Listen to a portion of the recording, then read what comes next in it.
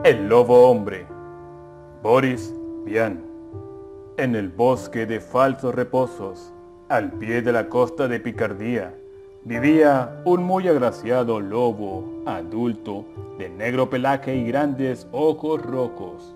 Se llamaba Denis, y su distracción favorita consistía en contemplar cómo se ponían a todo gas los coches procedentes de Ville-at-Deville para acometer la lustrosa pendiente sobre la que el aguacero extiende de vez en cuando el oliváceo, reflejo de los árboles majestuosos. También le gustaba, en las tardes de estío, merodear por las espesuras para sorprender a los impacientes enamorados en su lucha con el enredo de las cintas elásticas que, desgraciadamente, complican en la actualidad lo esencial de la lencería. Consideraba con filosofía el resultado de tales afanes, en ocasiones coronados por el éxito, y meneando la cabeza, se alejaba púdicamente cuando ocurría que una víctima complaciente era pasada. Como suele decirse, por la piedra, descendiente de un antiguo linaje de lobos visibilizados, Denis se alimentaba de hierba y de jacintos azules, dieta que reforzaba en otoño con algunos champiñones escogidos y, en invierno, muy a pesar, con botellas de leche birladas al gran camión amarillo de la central. La leche le producía náuseas a causa de su sabor animal y, de noviembre a febrero, maldecía la inclemencia de una estación que le obligaba a estragarse de tal manera el estómago. Denis vivía en buenas relaciones con sus vecinos, pues estos, dada su discreción, ignoraban incluso que existiese.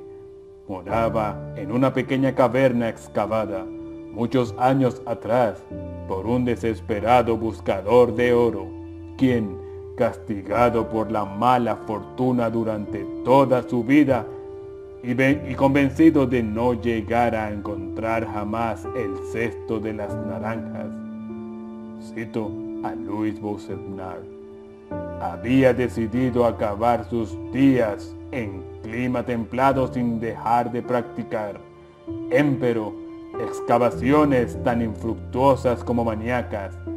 En dicha cueva Denis se acondicionó una confortable guarida que, con el paso del tiempo, adornó con ruedas, tuercas y otros recambios de automóvil recogidos por él mismo en la carretera, donde los accidentes eran el pan nuestro de cada día. Apasionado de la mecánica, disfrutaba contemplando sus trofeos y soñaba con el taller de reparaciones que, sin lugar a dudas, habría de poner algún día. 4 bielas de alineación ligera sostenían la cubierta de maletero utilizada a manera de mesa. La cama la conformaban los asientos de cuero de una antigua Amílcar que se enamoró al pasar de un opulento y robusto plátano, y sendos neumáticos constituían marcos lujosos para los retratos de unos progenitores siempre bien queridos. El conjunto armonizaba exquisitamente con los elementos más triviales reunidos en otros tiempos por el buscador. Cierta apacible velada de agosto, Denis se daba con parsimonia su cotidiano paseo digestivo.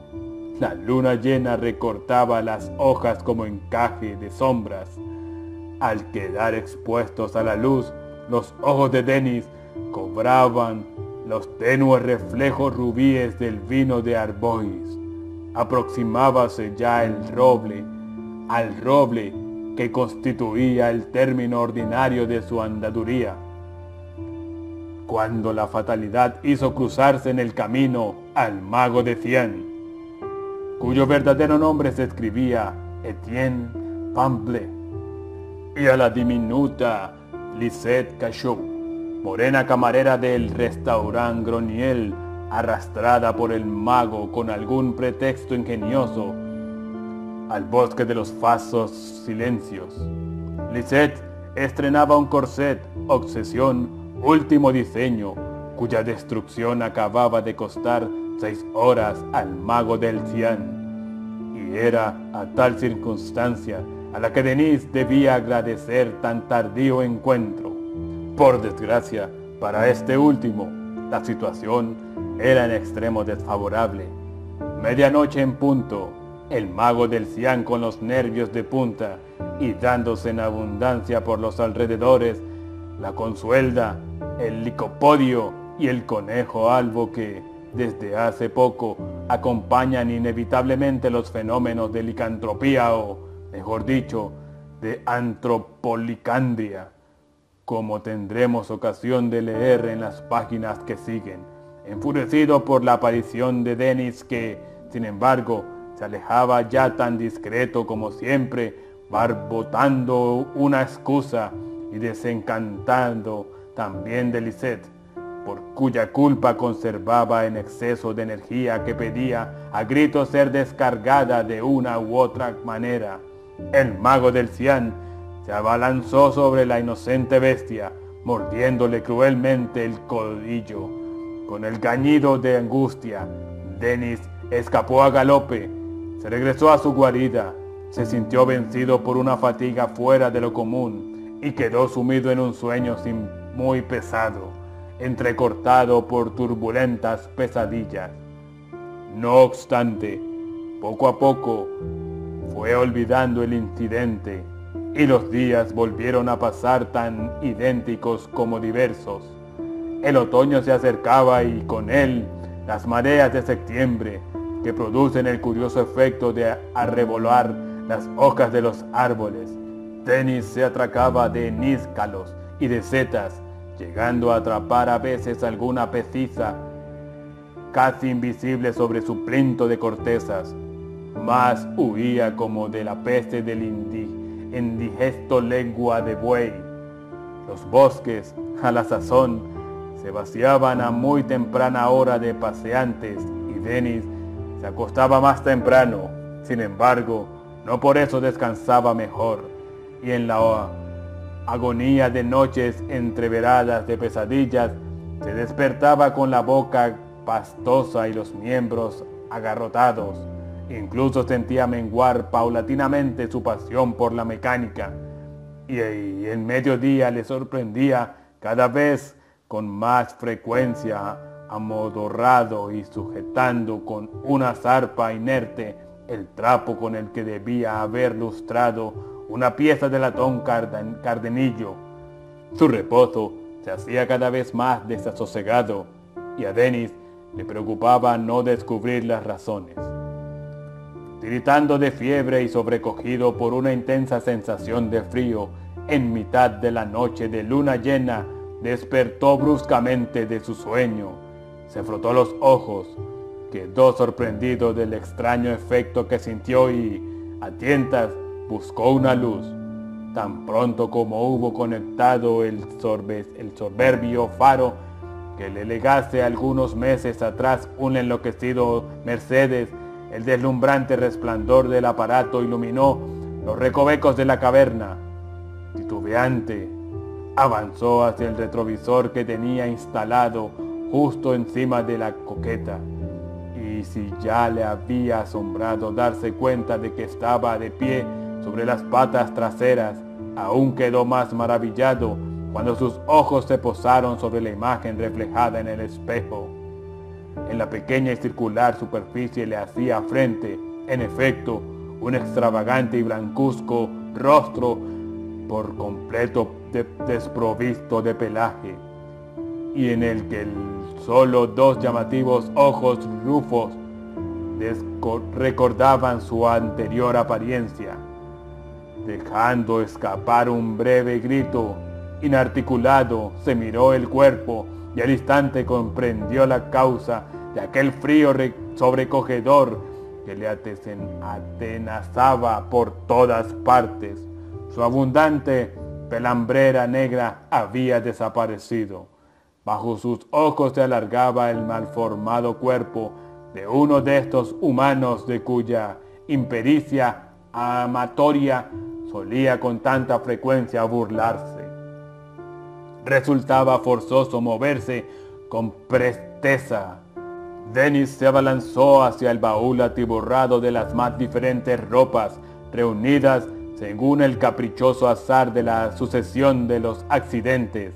El instinto le hizo escoger un traje gris con rayitas blancas de aspecto bastante distinguido, con el cual combinó una camisa lisa de tono tallo de rosa y una corbata burdeos. Cuando estuvo cubierto con tal indumentaria, admirado todavía de poder conservar un equilibrio que en absoluto comprendía, empezó a sentirse mejor y los dientes cesaron de castañetearle. Fue entonces cuando su extraviada mirada vino a fijarse en el irregular y espeso montoncillo de negra pelambrera esparcido alrededor de su lecho, y no pudo impedir llorar su propia apariencia. Hizo, empero, un violento esfuerzo de voluntad para serenarse e intentó explicarse el fenómeno. Sus lecturas le habían enseñado muchas cosas y el asunto acabó por parecerle diáfano. El mago del Cian debía ser el hombre lobo y él, Denis, mordido por la limaña, acababa de convertirse recíprocamente en ser humano. Ante la idea de que debía disponerse a vivir en un mundo desconocido, en un primer momento se sintió presa de pánico. ¿Qué peligros no habría de correr como hombre entre los humanos? La evocación de las estériles competiciones a las que se entregaban día y noche los conductores en tránsito de la Côte de Picardy le anticipaba simbólicamente la atroz existencia a la que, de buena o mala gana, sería preciso adaptarse, pero luego reflexionó. Según todas las apariencias, y si los libros no mentían, la transformación habría de ser de duración limitada, y en tal caso, ¿por qué no aprovecharla para hacer una incursión en la ciudad? Llegados a este punto, preciso es reconocer que determinadas escenas entrevistas en el bosque se reprodujeron en la imaginación del lobo sin provocar en él las mismas reacciones que antes. Al contrario, se sorprendió incluso pasándose la lengua por los labios, cosa que le permitió constatar de paso que, a pesar de la metamorfosis, seguía siendo tan puntiaguda como siempre. Volvió al retrovisor para contemplarse más de cerca. Sus rasgos no les disgustaron tanto como había temido. Al abrir la boca, pudo constatar que su paladar seguía siendo de un negro llamativo, y por otro lado, que también conservaba incúmule el control de sus orejas, tal vez una pizca sospechosa por ser un exceso alargadas y pilosas. Mas consideró que el rostro que se reflejaba en el pequeño y esférico espejo, con su forma oval, un algo prolongada, su pigmentación mate y sus blancos dientes, haría un papel aceptable entre los que conocía. Así que, después de todo, lo mejor sería sacar partido de lo inevitable y aprender algo de provecho para el porvenir. Consideración, no obstante, la cual un ramalazo de prudencia le obligó antes de salir a hacerse con unas gafas oscuras que, en caso de necesidad, atemperarían la rojiza brillantez de sus cristalinos. Proveyóse asimismo de un impermeable que se echó al brazo y ganó la puerta con paso decidido. Pocos instantes después, cargado con una maleta ligera y olfateando una brisa matinal que parecía singularmente desprovista de fragancia, se encontraba en la cuneta de la carretera, alargando el pulgar sin complejo alguno al primer automóvil que divisó en lontananza. había decidido ir en dirección a París, aconsejado por la experiencia cotidiana de que los coches rara vez se detienen al empezar la cuesta arriba y sí, acá en cambio, cuesta abajo cuando la gravedad les permite volver a arrancar con facilidad. Su elegante aspecto le reportó ser rápidamente aceptado como acompañante por una persona con no demasiada prisa, y confortablemente acomodado a la derecha del conductor, se dispuso a abrir sus ardientes ojos a todo lo desconocido del vasto mundo. 20 minutos más tarde se apeaba de la plaza de la ópera. El tiempo estaba despejado y fresco, y la circulación se mantenía dentro de los límites de lo decente. Denis se lanzó osadamente entre los tachones del asfalto y, tomando el bulevar, caminó en dirección al Hotel Escribe, en el que alquiló una habitación con cuarto de baño y salón, dejó su maleta al cuidado de la servidumbre y salió acto seguido a comprar una bicicleta. La mañana se le fue en un abrir y cerrar de ojos. Fascinado, no sabía bien hacia dónde pedalear. En el fondo de su yo experimentaba sin lugar a dudas el íntimo y oculto deseo de buscar un lobo para morderle. Pero pensaba que no le resultaría demasiado fácil encontrar una víctima y por lo tanto, y por otro lado, quería evitar dejarse influenciar en demasía por el contenido de los tratados. No ignoraba en absoluto que, con un poco de suerte, no le sería imposible acercarse a los animales del jardín de plantes, pero prefirió reservar tal posibilidad para un momento de mayor apremio. La flamante bicicleta absorbía en aquel momento toda su atención. Aquel artilugio niquelado le encandilaba y por otra parte no dejaría de serle útil a la hora de regresar a su guarida. A mediodía estacionó la máquina delante del hotel, ante la mirada un tanto reticente del portero, pero su elegancia y sobre todo aquellos ojos que semejaban carbúnculos parecían privar a la gente de la capacidad de hacerle el más mínimo reproche. Con el corazón exultante de alegría, se entretuvo en la búsqueda de un restaurante. Finalmente, eligió uno tan discreto como de buena pinta. Las aglomeraciones le impresionaban todavía y, a pesar de la amplitud de la cultura general, temía que sus maneras pudiesen evidenciar un ligero provincianismo. Por eso pidió un sitio apartado y diligencia en el servicio. Pero lo que Denis ignoraba era que precisamente en ese lugar de tan sosegado aspecto se celebraba, justo aquel día, la reunión mensual de los aficionados al pez de agua dulce romboulitiano.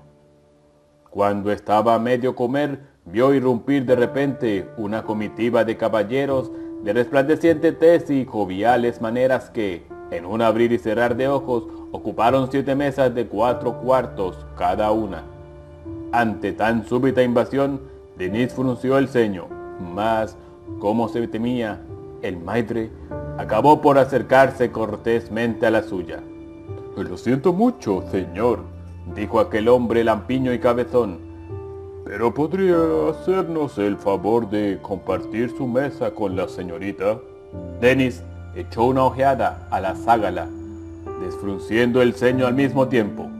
«Encantado», dijo incorporándose a medias.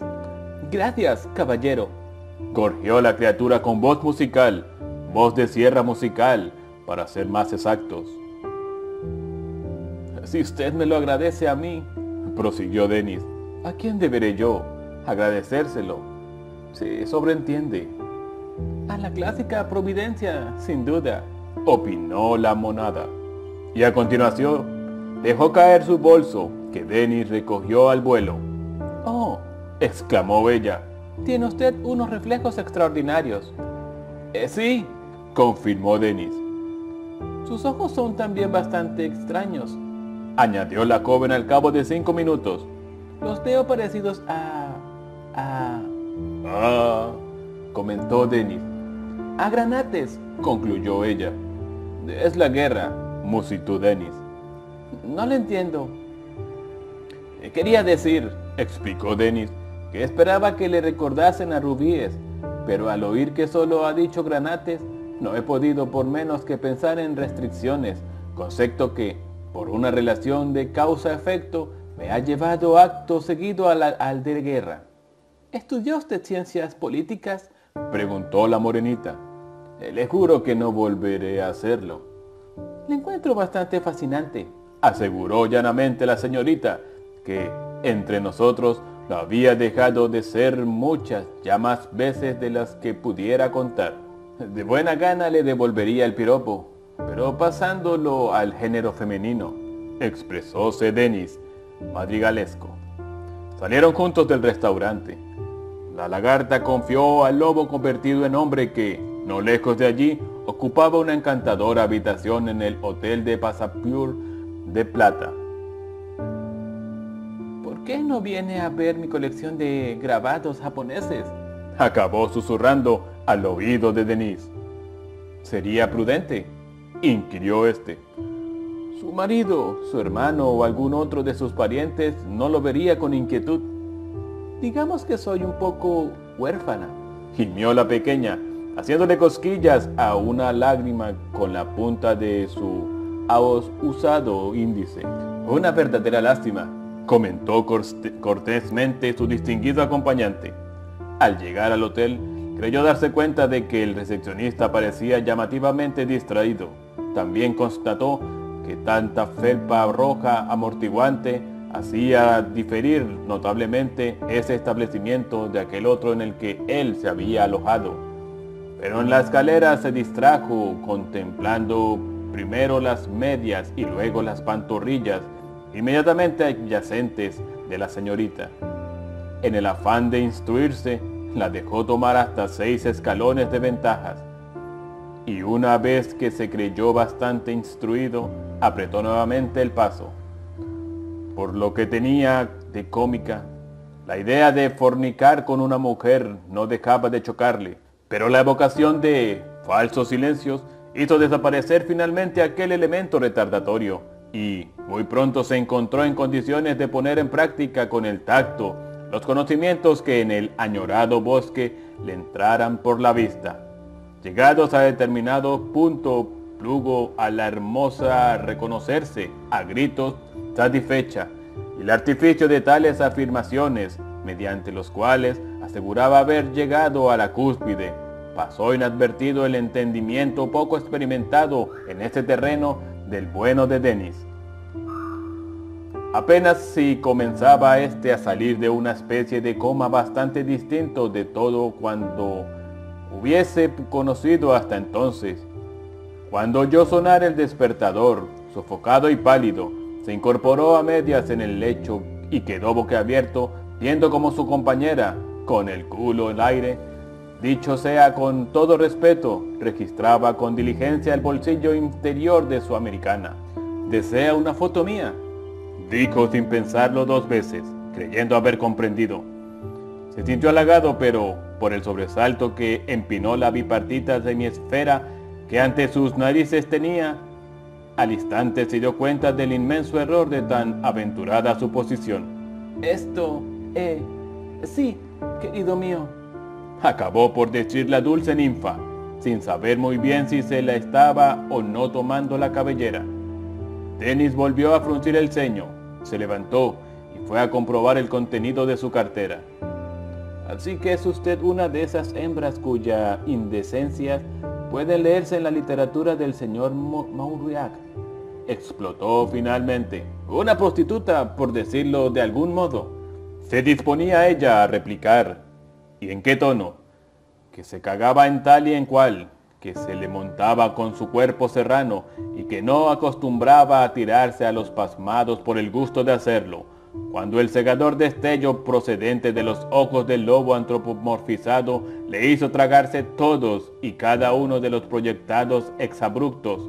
De las órbitas de Denis emanaban, en efecto, 2 incesantes centellas rojas que, cebándose en los globos oculares de la morenita, le sumieron en muy curiosa confusión. «Haga el favor de cubrirse y de largarse en el acto», sugirió Denis. Y para aumentar el efecto, tuvo la inesperada idea de lanzar un aullido. Hasta entonces, nunca semejante inspiración se le había pasado por las mientes. Mas, a pesar de tal falta de experiencia, la cosa resonó de manera sobrecogedora. Aterrorizada, la damisela se vistió sin decir ni pío. En menos tiempo del que necesita un reloj de péndulo para dar las 12 campanadas, una vez solo, Denis se echó a reír. Se sentía asaltado por una viciosa sensación bastante excitante. Debe ser el sabor de la venganza, aventuró en voz alta. Volvió a poner donde correspondía cada una de sus avíos, se lavó donde más lo necesitaba y salió a la calle. Había caído la noche, el bulevar resplandecía de manera maravillosa. No había caminado ni 2 metros cuando 3 individuos se le acercaron, vestidos un poco llamativamente, con ternos demasiado claros, sombreros demasiado nuevos y zapatos demasiado lustrados. Lo cercaron. «¿Podemos hablar con usted?», dijo el más delgado de todos, un aceitunado de recortado bigotillo. «¿De qué?», se asombró Denis. «No te hagas el tonto», profirió uno de los otros, coloradote y grueso. «Entremos ahí», propuso el aceitunado, según pasaba por delante de un bar. Lleno de curiosidad, Denis entró. Hasta aquel momento, la aventura le parecía interesante. «¿Saben jugar al bridge?», preguntó a sus acompañantes. «Pronto vas a necesitar uno», sentenció el grueso coloradote sombríamente. Parecía irritado. «Querido amigo», dijo el aceitunado, una vez que hubieron tomado asiento, «acaba usted de comportarse de una manera muy poco correcta con una jovencita». Denis comenzó a reír a mandíbula batiente. «Le hace gracia al muy rufián», observó el colorado. «Ya veréis cómo dentro de poco le hace menos». «Da la casualidad», prosiguió el flaco, «de que los intereses de esa muchacha son también los nuestros». Denis comprendió de repente. «Ahora entiendo», dijo, «ustedes son unos chulos». Los 3 se levantaron como movidos por un resorte. «No nos busques las vueltas», amenazó el más grueso. Denis los contemplaba. «Noto que voy a encolerizarme», dijo finalmente con mucha calma. «Será la primera vez en mi vida, pero reconozco la sensación, tal como ocurre en los libros». Los 3 individuos parecían desorientados. «Arreglado vas si piensas que nos asustas, gilipollas», tronó el grueso. Al tercero no le gustaba hablar. Cerrando el puño, tomó impulso. Cuando estaba a punto de alcanzar el mentón de Denis, este se zafó, atrapó de una dentellada la muñeca del agresor y apretó. La cosa debió doler. Una botella vino a aterrizar sobre la cabeza de Denis, que parpadeó y reculó. «Te vamos a escabechar», dijo el aceitunado. El bar se había quedado vacío. Denis saltó por encima de la mesa y del adversario gordo. Sorprendido, este se quedó un instante aturdido, pero llegó a tener el reflejo de arreglar uno de los pies calzados ante del solitario de falsos silencios. Siguió una breve refriega, al final de la cual Denis, con el cuello de la camisa desgarrado, se contempló en el espejo. Una cuchillada le adornaba la mejilla y uno de sus ojos tendía al índigo. Prestamente acomodó los 3 cuerpos inertes bajo las banquetas. El corazón le latía con furia y, de repente, sus ojos fueron a fijarse en un reloj de pared. Las 11. «Por mis barbas», pensó, «es hora de marcharse». Se puso apresuradamente las gafas oscuras y corrió hacia su hotel. Sentía el alma pletórica de odio, pero la proximidad de su partida le apaciguó. Pagó la cuenta, recogió el equipaje, montó en su bicicleta y se puso a pedalear incansablemente como un verdadero copí. Estaba llegando al puente de Saint Cloud cuando un agente le dio el alto. «¿O sea que va usted sin luces?», preguntó aquel hombre semejante a tantos otros. «¿Cómo?», se extrañó Denis. «¿Y por qué no? Veo de sombra». «No se llevan para ver», explicó el agente, «sino para que le vean a usted. ¿Y si le ocurre un accidente? Entonces, ¿qué? Ah, exclamó Dennis. Sí, tiene usted razón, pero ¿puede explicarme cómo funcionan las luces de este armatoste? ¿Se está burlando de mí?, indagó el alguacil. Escuche, se puso serio Dennis. Llevo tanta prisa que ni siquiera tengo tiempo de reírme de nadie. ¿Quiere usted que le ponga una multa?, dijo el infecto municipal. Es usted pelmazo de más, replicó el lobo ciclista. De acuerdo, sentenció el innoble bellaco. Pues ahí va. Y sacando la libreta y un bolígrafo, bajó la nariz un instante. ¿Su nombre, por favor?, preguntó volviendo a levantarla.